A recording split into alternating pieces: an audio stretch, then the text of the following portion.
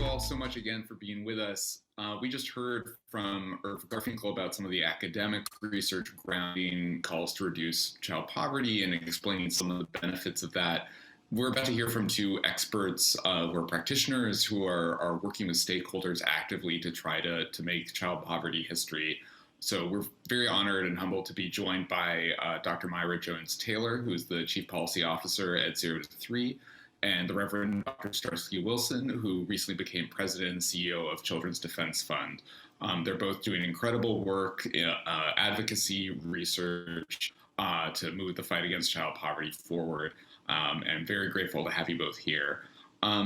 Just to start, I wanted to get a sense of what the child poverty situation in America looks like now in the wake of the pandemic. Last year was a huge shock to everybody, a huge shock to poor families. And so what have you been seeing in your advocacy and in your research as a consequence of that? Maybe Dr. Jones-Taylor, we could start with you. Sure. Thank you so much for having us. This is really happy to have this conversation with you. So child poverty, sadly, was an issue long before COVID hit, right? We know that young children experience poverty at a rate 54% higher than adults. We know that, according to our State of Babies yearbook, that 1 in 5 babies live in poverty, and another 40%, combined, experience or live in low-income families or families with low income. So this has been a pernicious challenge already. And what we're seeing, of course, in the face of COVID is incredibly dire, especially when we think about children of color, families of color who are already disproportionately affected by, structural racism that was affecting the labor market, access to support, and then you layer on this crisis. And we are seeing incredibly challenging times for families, especially families with young children. And so now, we're seeing that families who are in the midst of COVID right now are talking about having incredibly hard times paying for housing, for rent, material need. Paying for utilities is actually one of the things that we're hearing most, is one of the biggest challenges that we are experiencing. So this is, an epidemic or a crisis that we have, at least in my time, never experienced. And so we really have to be thinking about the needs of children in a way that we have not approached this issue in previous years. Yeah, I'd absolutely agree with everything Myra said, including the appreciation for this conversation. When we talk about 10 million children who lived in poverty, looking at those under the age of 18 prior to the COVID pandemic, we also recognize that of the 8 million people who have found themselves in poverty since, 2.5 million of those are our children. And again, to press in on this point about the disparity for Black and brown children, you're talking about 1 in 4 Black children living in poverty, 1 in 5 Hispanic children, 1 in 5 Indigenous children, of the 1 in 7 children in America total. So this has been a critical moment for us. It is a crisis. And to be clear, while indeed child poverty was part of the stain on the concept of the American dream that is tied deeply to this idea of economic mobility, it is also the case that in this moment, we've seen it get even worse with these Black and brown children bearing the brunt of the crisis. The one other thing I'll say, though, that's happened in this moment that provides some sense of hope and light is that while we've seen the situation for children be exacerbated and be even more painful as it relates to child poverty, we have also seen in the context of the pandemic the most wide consensus that we have ever seen for increasing one of the things that we know works to reduce child poverty, and that's resources into the home, whether that's the child tax credit that we've been talking about it, but more than anything else, just a child allowance that invests in families that have children like every other, I like to remind people that like every other developed English-speaking nation has a child allowance. We, in the context of the pandemic, got alignment for more than 180 members of Congress to advance this idea forward, finally. And so there is hope in this moment that we can do something powerful. And while it is a historic crisis, we have an opportunity to make history in order to remove and make a mark upon this crisis. Just to pick up on that point about history and about our narrative of the American dream, a lot of connections that you both make in your organizations are between sort of the deprivation of poverty in the moment for children and for families enduring that, and what that means for mobility, what it means for their ability to be out of poverty and thriving as adults. I was wondering if you both could talk a little bit about what we know about that and what sort of growing up in poverty means for economic mobility, and what passing something like a child allowance that could enable more children to not grow up in poverty might mean for that. Yeah, I can kick us off. I mean, we know that young children, and I'm coming from 0 to 3, so I'm going to be speaking about the baby element more than anything else. But of course, I care for all children. But we know that what happens in the first 3 years of a child's life is unparalleled in child development. So we often say, and this is staggering to consider, but there are 1 million new neural connections formed in the developing brain of a young child every second, 1 million every second. And so if you think about all of the amazing growth that is happening, and this sets us on a trajectory for all things that we will learn later in life.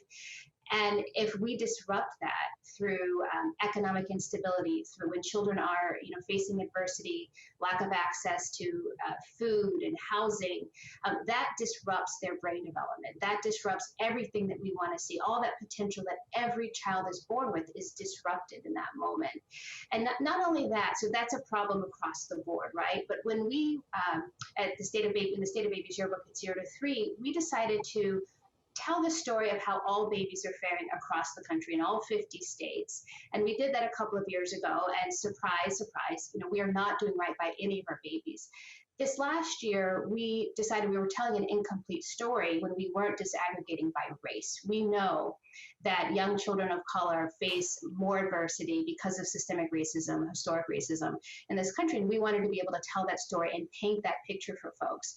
And what we were able to say is that, something we all knew, but to really tell the story of the disparities that exist between babies of color, Black and brown babies, Native babies, and their white counterparts. And so when we think about economic security, we think about all the things we want for young children, especially when you consider that 51% of all babies born in this country last year were children of color. We cannot separate, the future of this country from children of color. We can't act like we can push them aside while we focus on white children. We have to see our all of our well-being tied to the future of this country. Yeah, I mean, I think what Myra's noted is absolutely spot on. And as we talk about that, the shifting demographics, U.S. Census Bureau estimates suggest that the majority of all children under the age of 18 in 2020 are now children of color. So the future, the face of children in America is a face that is Black or brown. And so that means the future of America is tied to the statistics, is tied to the realities around the life outcomes for those Black and brown children. If it is the case that a Latinx child is more likely to live in a food insecure home, then it is the case that America is more likely hungry for its future. And that's the way we have to think about it. So it absolutely has implications for the individual child. These inequities have absolute implications for advancement and mobility. But I'd like to be thoughtful about the macro level trends as we talk about, again, get back to your concept of the American dream.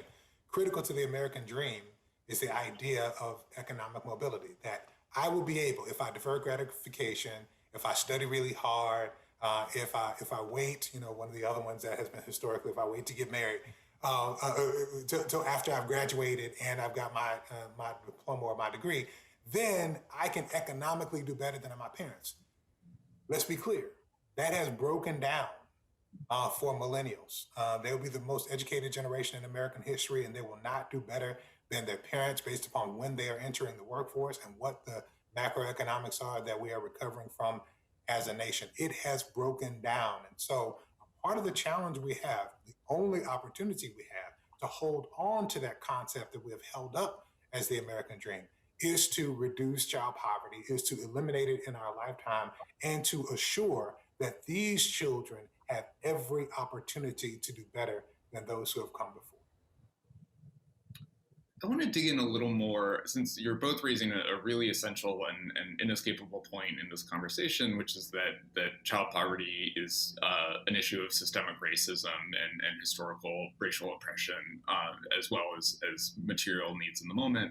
And when we talk about these ideas, it's sometimes easy to look at them as quote unquote race neutral. That when you get a child allowance check from the government, it doesn't say whether the child getting it is Black or Latinx or white or indigenous. But I'm curious how you both think about using our knowledge of that history, our knowledge of the way that racist structures work, to think about how to combat child poverty. How do you bring that into the conversation? And knowing that we're going to be thinking about tools that might not have been originally designed to combat racial injustice, but might be used that way. Dr. Jones-Taylor, I would love to hear your thoughts on this. Yeah, if you think about the history of this country and the disparities that we have baked into the system from policies, and you think about, the way we've addressed poverty back in FDR. I mean, there was a deal was made with Southern Democrats to limit the support that families would get in the South to maintain racial, white supremacy in areas. So, I mean, this is baked in even to the programs that we have created to address these challenges, right? So we are at this critical moment now where we can say we are not going to continue down that road. And I think about the child allowance, this idea of investing in children as a fundamental component of our society, a fundamental part of the social contract for this country, is such an opportunity and a game changer. For so long, we think about this in terms of, we've had the child tax credit, which is, it's tied up in deservedness. It's about you have earned this because you have worked a certain level. When we know that there are families who are shut out routinely from these policies, we know that 39% of all children do not have access to the child tax, or families do not have access to the child tax credit because of this, the way this is baked in, because it's not refundable. Families haven't earned enough to actually get that. This is a shift if we think about a child allowance as being tied to the idea that when children do well, the rest of the country does well. We all do well. And if we were to do that, we would really significantly address racial disparities that are baked into these programs that we're supposed to address poverty by making it fully refundable, by extending it, expanding it, and then by also making it a monthly investment in families as opposed to something they have to hold off on, until the check comes, after tax filings are done. It's a fundamental shift in the way we approach this challenge. Yeah, this implication goes both ways. Child well-being is uniquely and intimately tied to racial justice, and racial justice work has to focus on children. I say this to suggest we've never really thought, it has been the historical trajectory of consideration of children in America has been around child saving, child protection, child welfare. It's only recent that we've begun to move heartily into a theory of child well-being. What does it mean for children to flourish, for children to thrive, to be well? Once we begin to do that, I really appreciate the work from Ramesh Radhagovan there at McSilver Institute in New York, who suggests that things we should be thoughtful about when it comes to child well-being is that it is both, it's about being stage appropriate, young people having stage appropriate supports, but also the fact that well-being is context specific. It's not just about an intervention into the child. It's not about an intervention into the family. It's also about the environment in which the child grows up. It has to do with safety.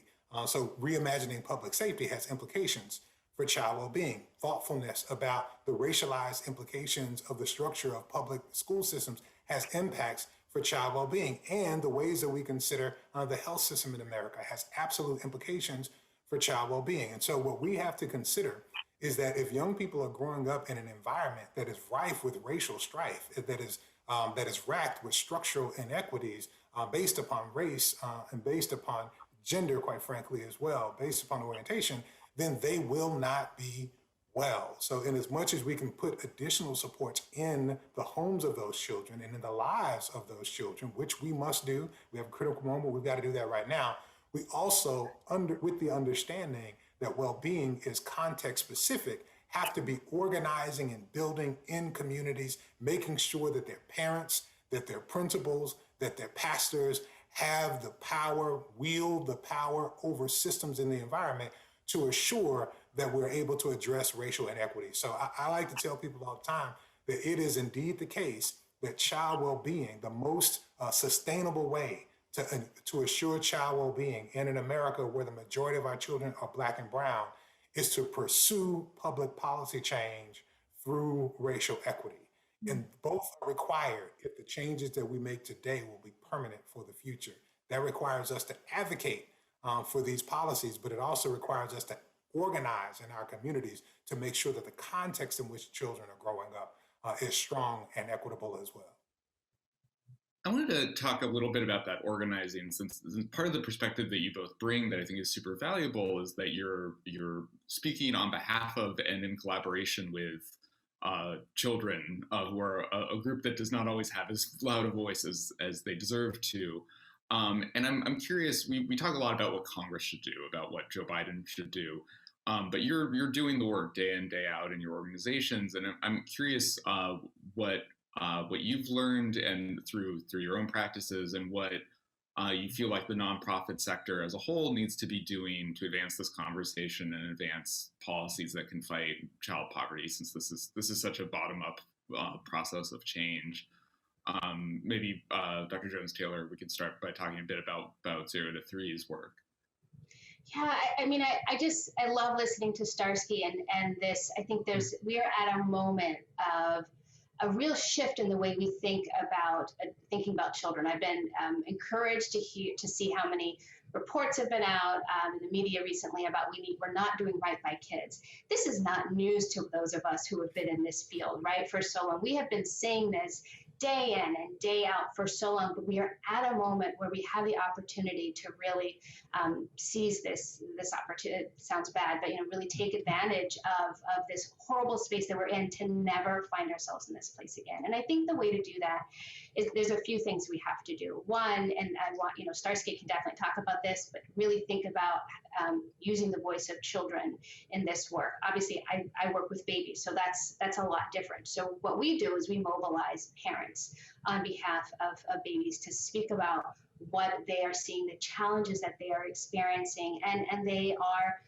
incredibly taxed right now. Families are so maxed out. We know this from research coming out of the University of Oregon, the Rapid EC project, which I'm on the advisory board for, and we are hearing from parents they are tired and just at their breaking point. How do we tap into that? How do we use their stories to compel Congress to change, to do things differently? That's a huge part of it, is really seizing this god-awful moment for good. The other thing is, I think, and I love Starsky talking about this in terms of child well-being, and I think there's also a moment to talk about this in terms of children's rights. We are one of a handful of countries that has yet to ratify United, oh my gosh, I'm gonna blank on the name, but I can't believe I'm doing this. You know what I'm talking about. United Nations. Thank you. I can't even believe I'm doing this. I wish we could go back.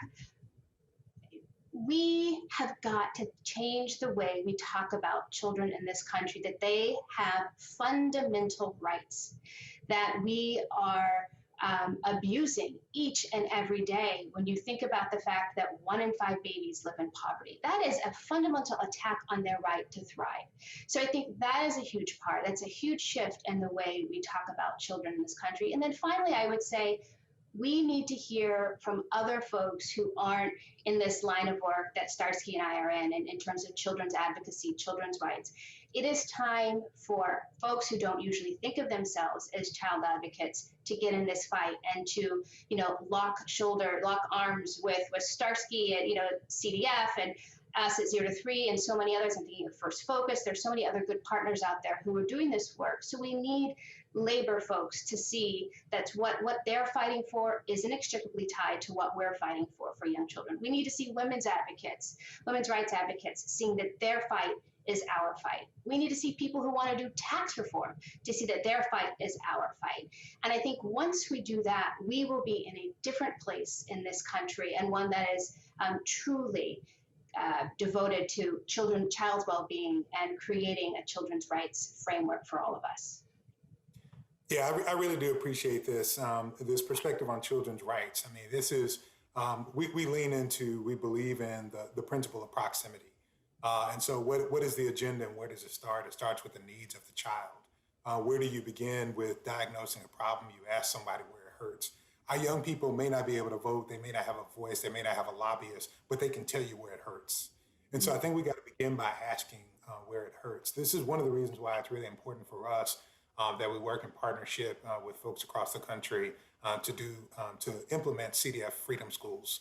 Of course, we've been doing some of those virtually over the course of the last year, but touching 12,000 children in an intense environment where we're working with culturally competent pedagogy, but we're also both organizing parents and informing the agency of children to make a difference in their homes and in their neighborhoods and in their world as we begin to nurture that agency and put them on purpose with days of action, days of social action, and we begin to listen to what they want.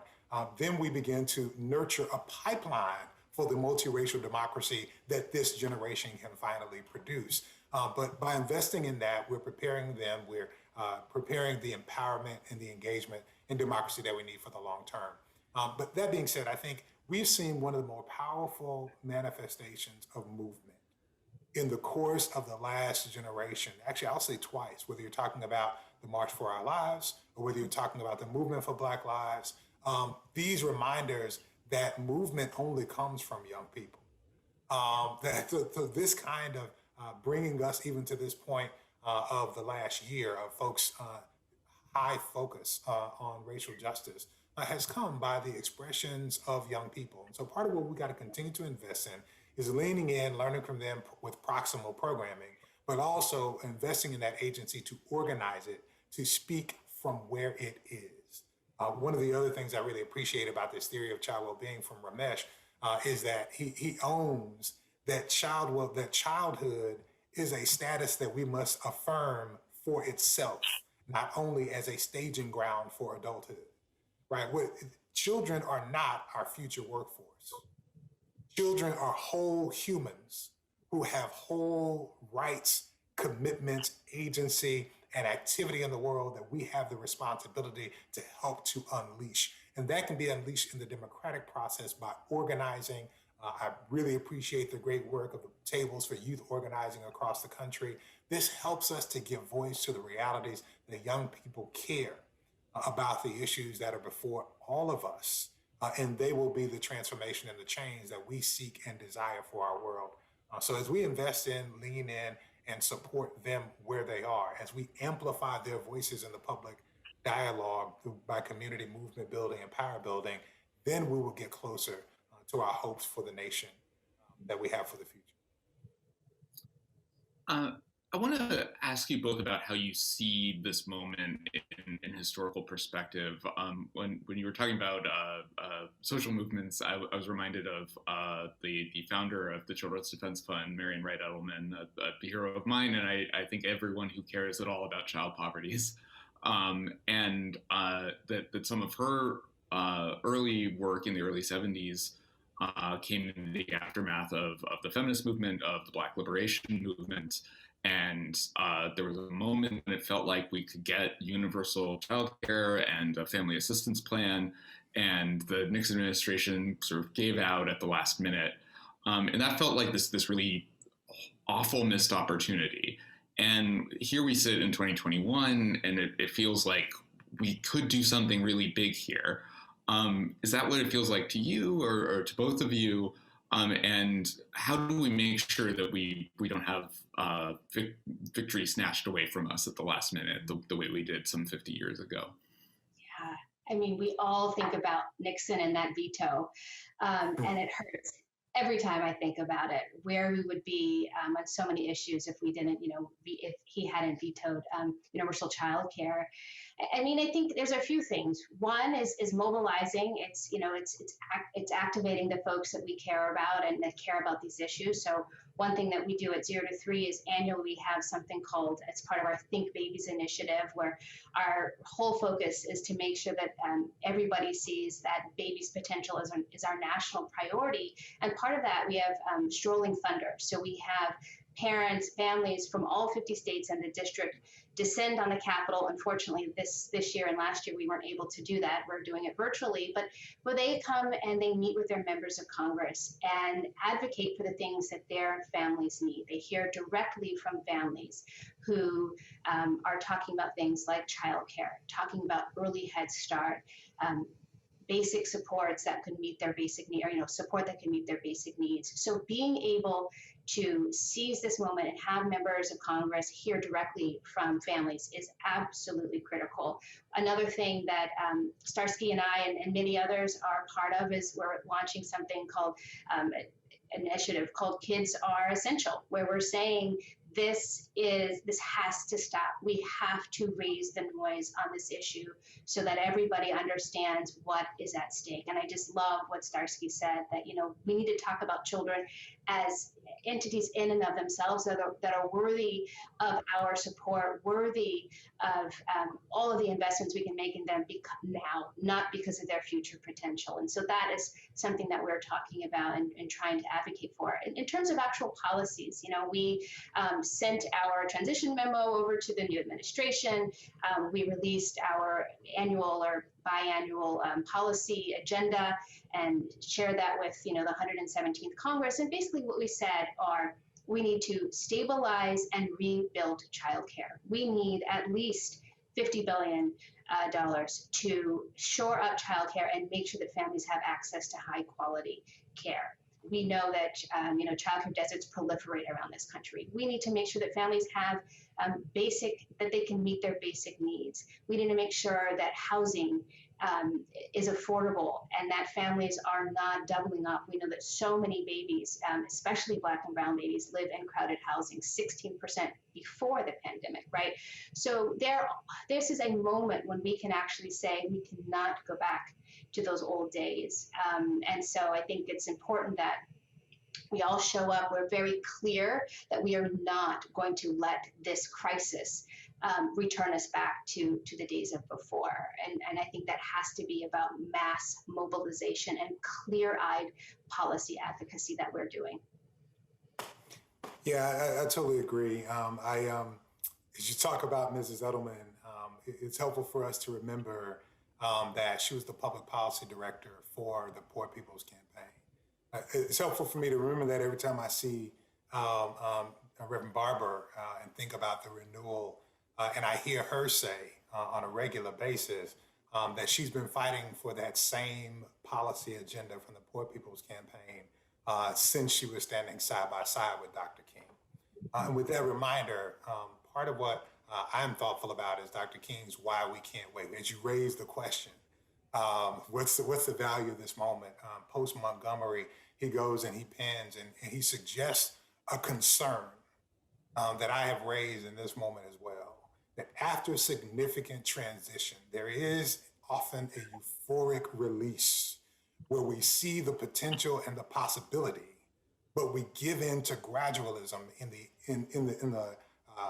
the service of being able to get back to normal. So my concern in this moment that I continue to lift is that we will give in to gradualism rather than take full advantage of the potential of this moment.